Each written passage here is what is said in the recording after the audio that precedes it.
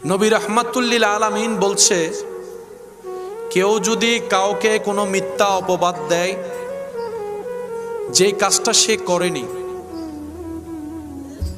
যে অপবাদ দিবে সে মরণের আগ পর্যন্ত ওই অপবাদের কাজ নিজে না করা পর্যন্ত সে মরবে না।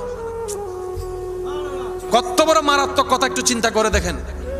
আমি যদি কাউকে অপবাদ দিই, অমুক ব্যক্তি চুরি করেছে, কিন্তু তিনি চুরি করে, আল্লাহ আমার জীবনে এমন কাহিনী সাজাই দিবেন, জীবনে মরার আগে আমাকে চোর হতেই হবে, চুরি করতে হবে, চুরি না করা পর্যন্ত আমার মরণ হবে না।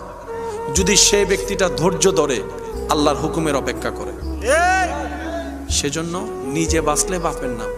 আর কয়দিন বাঁচবো একটু হিসাব করে দেখেন না। চোখটা বন্ধ করে দেখলে দেখবেন, এই তো স্কুল জীবন, এই তো প্রাইমারি স্কুলে যাওয়া, এই তো হাই স্কুলে যাওয়া, স্কুলের পোশাক পরা, সব চোখে ভাসবে।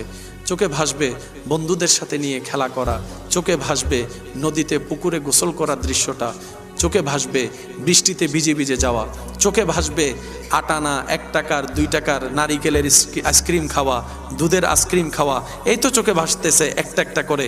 চোখে ভাসতেছে ছোট্টবেলায় বল খেলা, ক্রিকেট খেলা, এই বল কোথাও পড়ে গেলে সবার থেকে টাকা তুলে আবার বলের কিনা, বলের ট্যাপ কিনা, সব চোখে ভাসবে। কিন্তু এখন যখন চোখটা খুলে ক্যালেন্ডার দেখবেন 2025 সাল চলে এসেছে। 10 বছর 12 বছর 15 বছর কখন যে চলে গিয়েছে কোনো টেরই পাওয়া গেল না। এইভাবে একদিন আপনার আমার সামনে কুল্লু নফসিন যায়িকাতুল মৌতের বাস্তবতা চলে আসবে। মালাকুল মৌত ফেরেশতা চলে আসবে আর বলবে, আর 1 সেকেন্ডও তোমার থাকার কোনো সুযোগ নাই, রবের পক্ষ থেকে ডাক এসেছে, চলে আসো। সেদিন আফসোস করা ছাড়া আর কোনো উপায় থাকবে না।